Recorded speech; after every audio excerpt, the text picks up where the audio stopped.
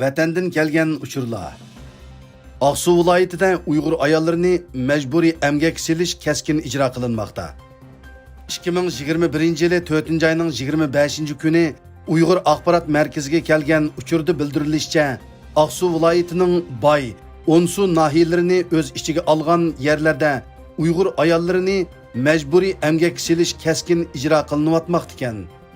Kent yezlardagi har qanday kishi atdiganda cho'qim belgilangan kent ishxonasi yoki mahalla boshqarish ishxonalariga yig'iladi ekan va olishpar askarcha kiyimlar bilan emgakka ilib mengiladi ekan.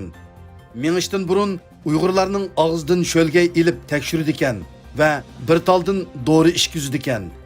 Kundalik emgak vazifasini o'rindab bo'lolmaganlar kent ishxonasida o'zini tekshirib o'rganish qilishi lozim ekan. Nurg'un ayollarning bolalaridan xabar elishi nihoyatda taskan.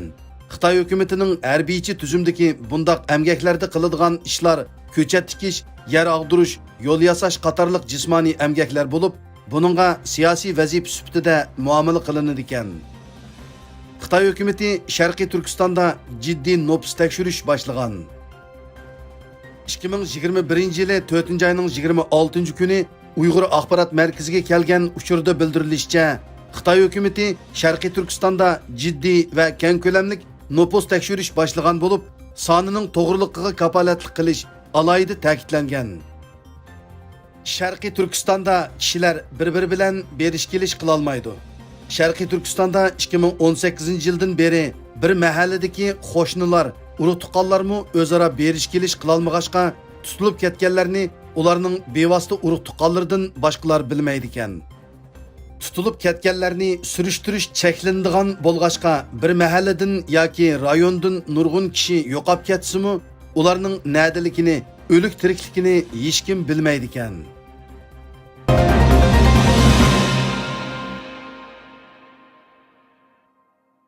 Freddie Lim Uyg'urlarni qo'llash guruhi qurdi.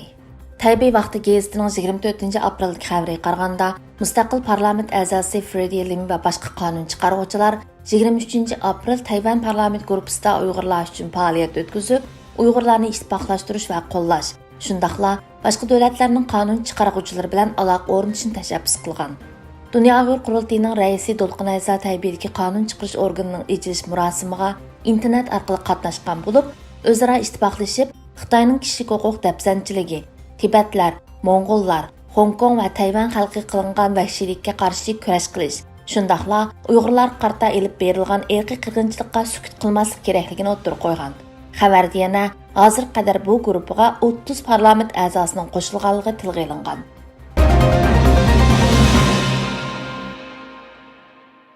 Angliya quyosh energiyasi qurilishining Sharqiy Turkistondagi majburiy emgak chetilish shirkatlarining melini ishlatganligi oshkorlandi. Muhofizatchi gazetining 25-apreldagi xabarida bildirilishicha, hukumatning ko'mir boshqarish idorasi birlashma aslahalar va Angliyadagi eng chong qayta hosil bo'lgan energiyani taraqqiy qildiruvchi shirkatlarning Sharqiy Turkistondagi majburiy emgak chetishlik bo'lgan Xitoy quyosh energiyasi shirkati ishlab chiqargan quyosh energiyasi taxtasini ishlatganligi ma'lum bo'lgan. Maxfiy kasbiy sonliq ma'lumotlarda ko'rsatilishicha, Angliya quyosh energiyasi shirkatlarining 40% Xitoyning eng chong quyosh energiya shirkati hisoblanadigan Jinko quyosh energiyasi, Ja quyosh energiyasi va China quyosh energiyasi qatorliq shirkatlar ishlab chiqargan taxtadan foydalanib yasaldigan bo'lib, bu shirkatlarning Sharqiy Turkistondagi majburiy emgakka chetishlik ekanligi oshkorlangan. Amerikadagi bir maslahatchilik shirkatining tafsiliy doklatiga asoslanganda, Sharqiy Turkistondagi zavodlar yoki asosliq ta'minlovchilar bor shirkatlar dunyoning quyosh energiya batareyasini yasashda ishlatiladigan polisiyon degan materialning taxminan 3dan 1ni ishlab chiqardi ekan.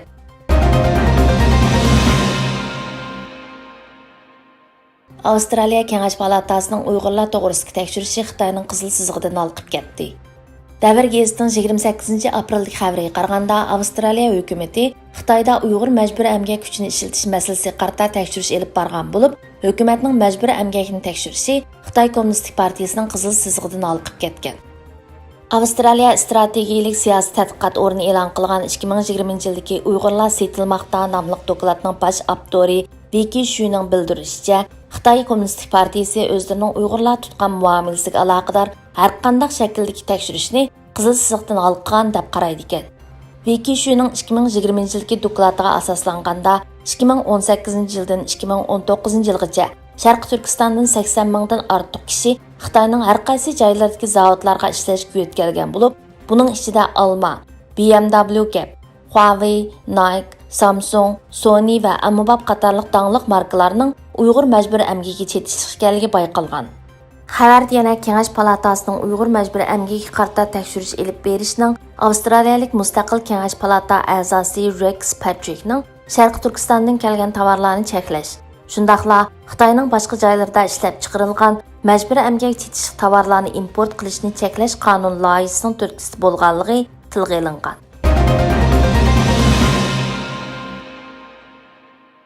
Avstraliya bilan Xitoy o'rtasidagi jiddiychilik. Janubiy Xitoy pochtasi gazetining 29 aprildagi xabarida deyilishicha, yaqinda ijtimoiy uchur vositalarida jurnalistlarga tuhmat qilish tashabbusi, tadqiqotchilarga qaratilgan o'shmanlik tashviqoti qatorliq bir qator harakatlar o'tirg'i chiqqan bo'lib, Avstraliyaning Xitoy to'g'risidagi munozarasi texmi jiddiylashgan. Xitoy-Avstraliya munosabati necha 10 yildan buyongi eng tuvan chekka tushib qolgan bo'lib, davlatning eng chong savdo hamrohi bo'lgan munosabatni tartiblaguvchilar parokandichilik va qonuniy javobgarlik tahdidiga duch kelgan. Xabarda yana Avstraliya strategik siyosiy tadqiqot o'rnining tadqiqotchisi Vicky Shuning ta'minlash zanjiridagi Uyg'ur majburiy amgikiga oid masalalarni tadqiq qilganligi sababidan Xitoyda to'rda o'shmanlik harakatining nishoniga aylanganligi tilga olingan.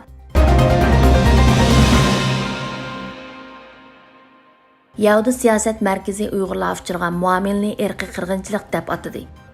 Yerusalim pochtasi gazetining 29 aprildagi xabariga qaraganda, Amerika Yahudi guruhlarining asosli siyosiy markazi bo'lgan Yahudi ommaviy ishlar kengashi Xitoy hukumatining Uyg'ur musulmonlarga elib borgan irqiy qirg'inchilikka qarshi e'tiroz bildirishni qaror qilgan. Xabarda yana Yahudilar jamiyatining Xitoy Kommunistik partiyasini Uyg'urlarga qarata elib borgan irqiy qirg'inchilikni oxirlashtirishga va boshqa diniy asonliklarga bo'lgan bostirishni to'xtatishga chaqiriq qilish kerakligi o'tirib qo'yilgan.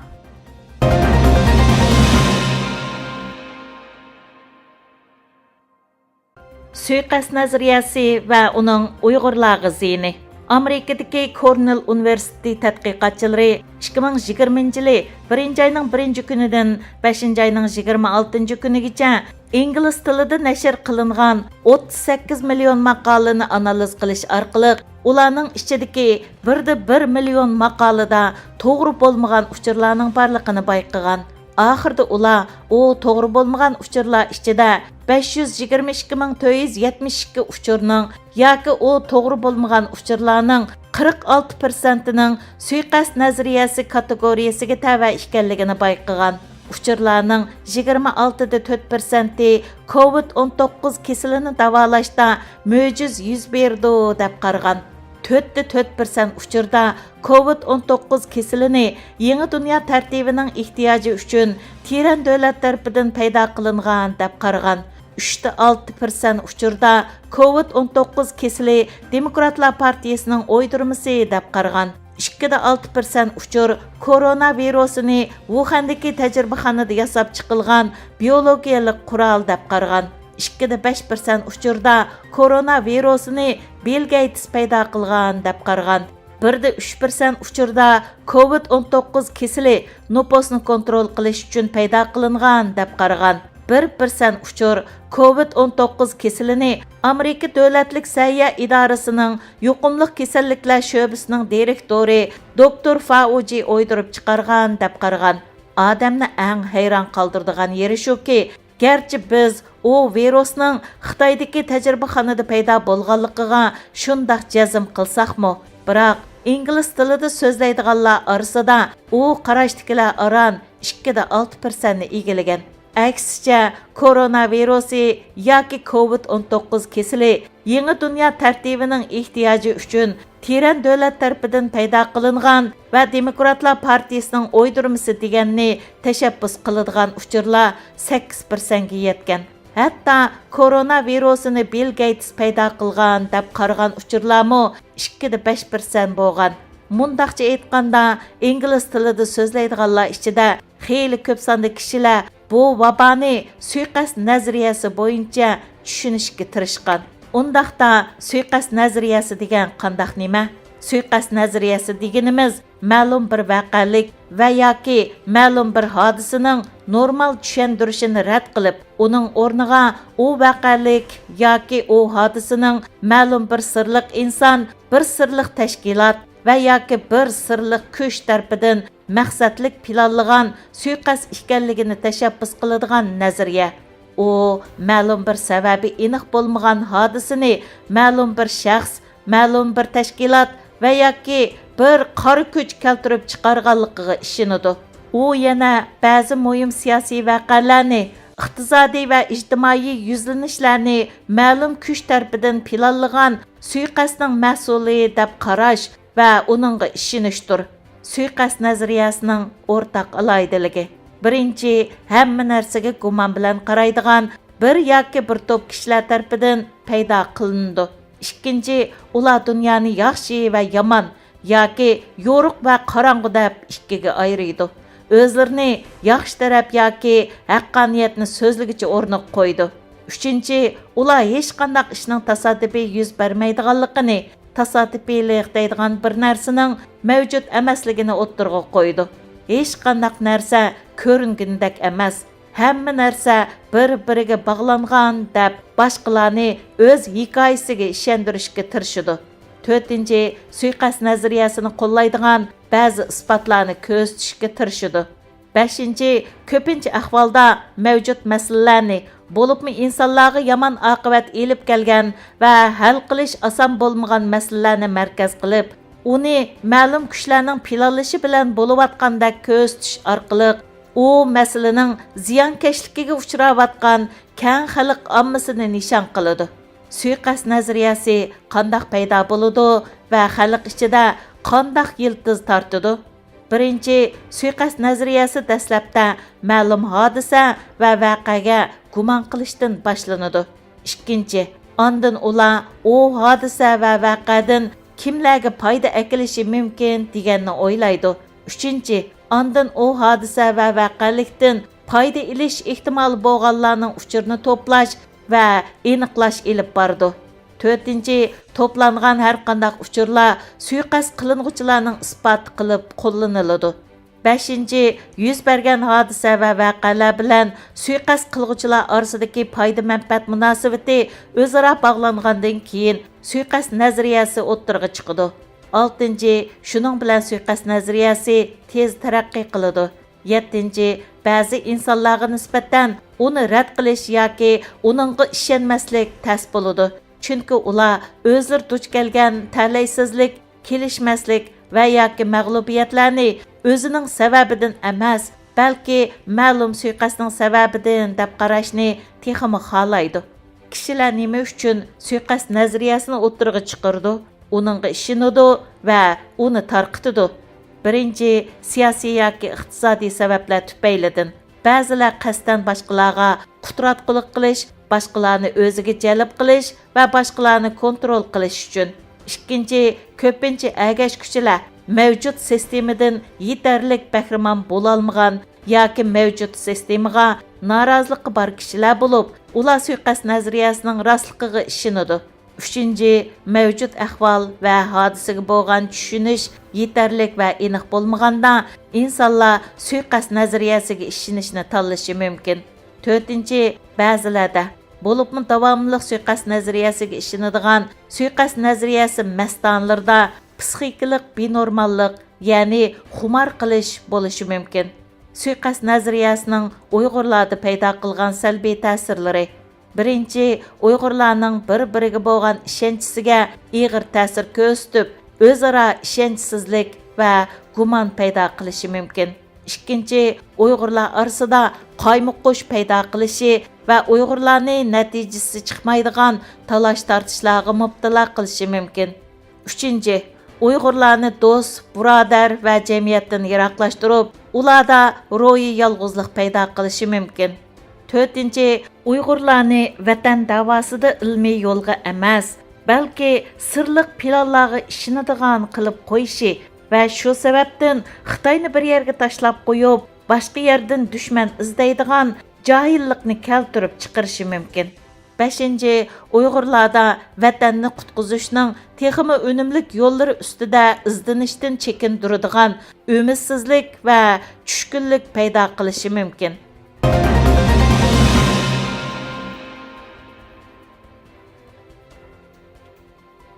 Şir öz keçmişini özü yezip çıkmagıça ovchining hikoyasini anglashga majbur bo'ladi.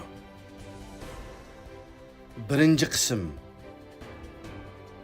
Hammanglarning o'ziga tushliq hikoyasi bor. Ya'ni kelib odamni zo'qlantiradigan romantik hikoyalari bor. Ammo biz Uyg'urlarda ko'pincha odamning hikoyasi uncha tatliq va romantik bo'lmasdan, balki to'limi ochiq va fojialikdir. Her halda bu hikayeler yürekni ezgüdek kaygılık, vicdan ve gururunu silkigidek tesirlik bolsumu, bırak bu hikayelerinin ilgiriki zamanımızdaki en söyümlük kişilerinin tördün orun ilişki layık. Efsusnarlıqı bu xil kişilerinin hikayesi avamga yetip kelelmey, ilgisinin gayip boluşu bilen tang gayip bolup sırp etip kep kalgan. Hatta bazılarının hikayesi düşman tarafından bütünley burumlanıp ve suistimal kılınıp, ularının öz halkı içideki obrazı ve şular tava milletinin halkaralık inovatını tolumu eğir derecede xonuklaştırış ve yer bilen yeksan kılış üçün paydalanıp ketilmekte. Bu vaxtki barcı kaşıla asasen özünün keçmişini ve real hikayesini öz kolu bilen yazmaslıktan kelip çıkan boluşu mümkün. Bu münasebet bilen biz ahiri aşı söyümlük kişiler hakkında kalem tevirtip, ularının yürekne ezgüdek tesirlik ve Çin keçmişini insanlarga şu piti sunuşunu doğru gördük. Biz bu qitim tunuşturmakçı bolgan bu türdeki tunji hikayemizдің baş personajı Aqsuluk Adilcan idi. O əslində 3 balının dadısı, bir ailenin türükü idi. Umu başqalardek özünün vətənində məhbus bolışqa məcburlanğan, milyonluğan Uyğurlarga oxşaşla hər cəhətdən yekleniş, bozaq qılınış və kəmsitiliş içində yaşaşqa məcbur bolğan idi. Gerçi o tuğulğan jili vətənimizdə az uçuraydıgan 10 yıllık azadi çağlar başlanğan bolsumu, biroq u əmdila 10 yaşqa kirgan jili yüz bergen barın inqilobi natijasida vatanimizning siyosiy atmosferasi birdilla jiddiy o'zgarib, hamma yerni qattiq vahima va qo'rqinish qoplab ketgan edi. Bu o'zgarishlar Go'dak Odiljonning qalbida cho'nqur ta'sir qoldirgan. Bir mezgildan keyin G'uljida yuz bergan G'ulji qatliamidan keyin vatanimizning har qaysi joylaridagi yoshlar Xitoy hokimiyatining davlat terrorligi uchun nishonga aylangan. Bu ansiz yillardagi fojialik va qayg'uli kunlar amdili 17 yoshga qadam qo'ygan yosh yigitning qalbida saqaymas qora dog' bo'lib qolgan.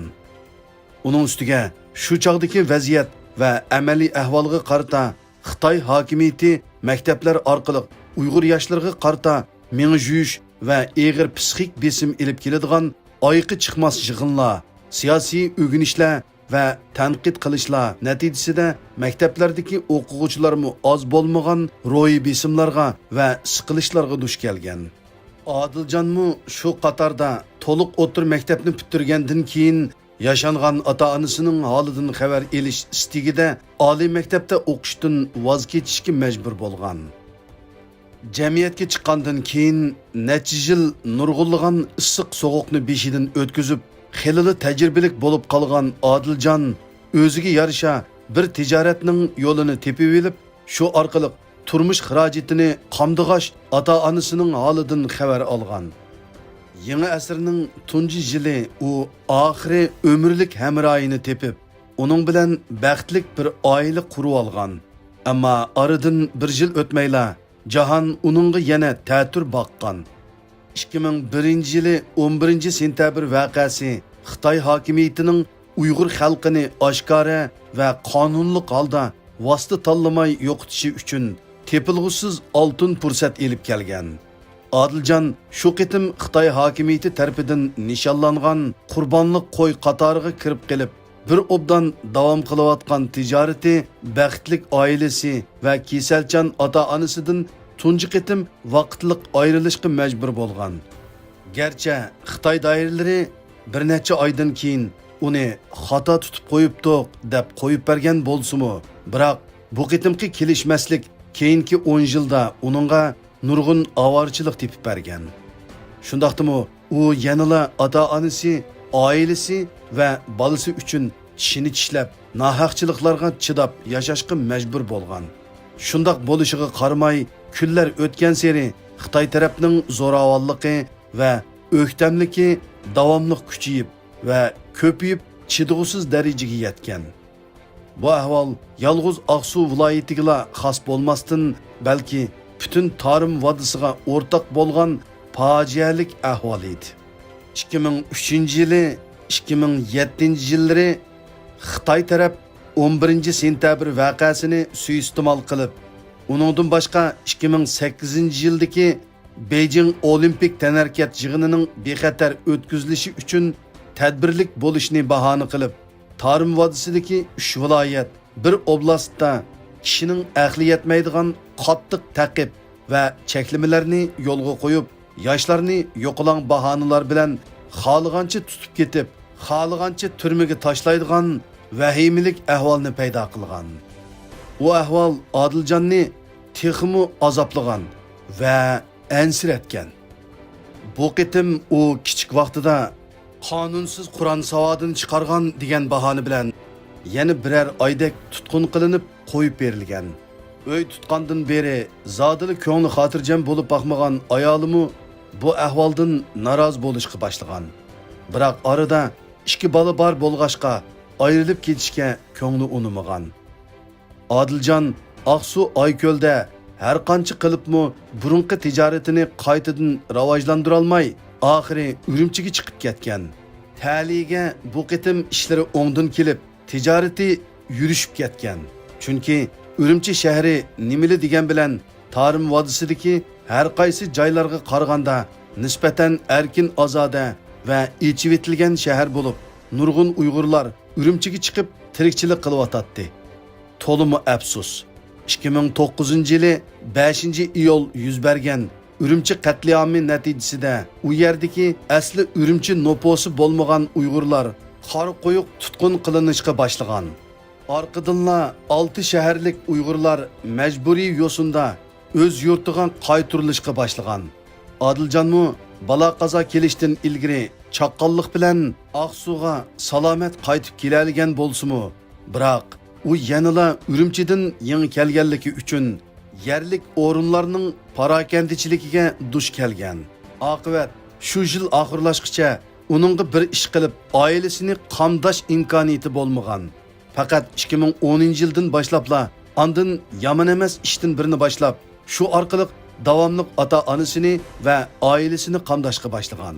Tarixning chaqi 2013 yili 7 avgustga kelganda Aqsu Ayko'lda to'limi qo'rqinchliq va echinishlik qirg'inchilik yuz bergan. Shu kuni kechda Xitoy qurolli qismlari amdili tarovih namozidan qaytgan avomni kollektiv isyon ko'tarmoqchi bo'lgan degan bahona bilan o'qqa tutib, necha yuz odamning jiniga zomin bo'lgan.